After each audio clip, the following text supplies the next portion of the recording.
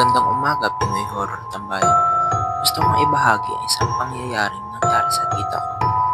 Isang araw, bago sana ang pinakamahalagang araw ng buhay niya, si Tita Lovely ay ikakasal dapat noong 2004. Ang venue ng kasal ay isang ancestral house sa isang baryo sa Batangas. Pagmamay-ari ito ng side ng fiancé niya.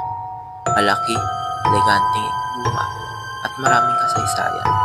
Pero hindi namin alam na may mas malalim pa pala itong tinatago. Isang gabi bago ang kasal, nagdesisyon ng tita ko at ilan namin mga kamag-anak na sa bahay na rin matulog para hindi na rin mahirapan sa araw ng kasal. Habang abala sa pag-aayos ng mga gamit, may nararamdaman na raw si tita na kakaiba. Para bang may mga mata nakamasid sa kanya mula sa bawat sulok ng bahay. Alas 12 ng gabi, habang nakahiga na siya sa isang silid sa ikalawang papalapag, may narinig siya naglalakad sa pasilyo. Mabagal, mabigat ang yabag. Iniisip niya isa sa mga tsuhi namin yun. Pero nang bumukas ang pinto, wala namang tao. Hanggang sa bigla na lang may bumulong sa kanya, direkta sa kanyang tenga. Hindi ka na makakaalis. Sumigaw si tita. Pagdating namin sa silid, nanginginig siya, nangingisay.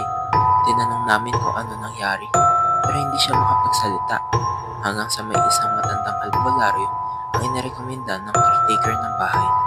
Ang sabi ng albularyo ay engkantada sa bahay na minsang ma-inlove sa isang lalaking magpapakasal din sana doon noon.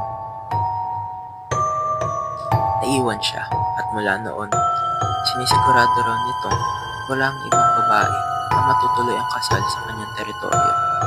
Kinabukasan, kinansela ang kasal. Wala nang magpapakasal ulit sa bahay na yun. At ilang taon lang ang lumipas, kinaba na ito dahil sa sunod-sunod na kababalaghan. Hanggang ngayon, tuwing may narinig akong wedding bells, hindi ko maiwasang maalala ang boses ng bumulong kay tita. At kung sakaling hindi siya magising, baka hindi na siya makakabalik.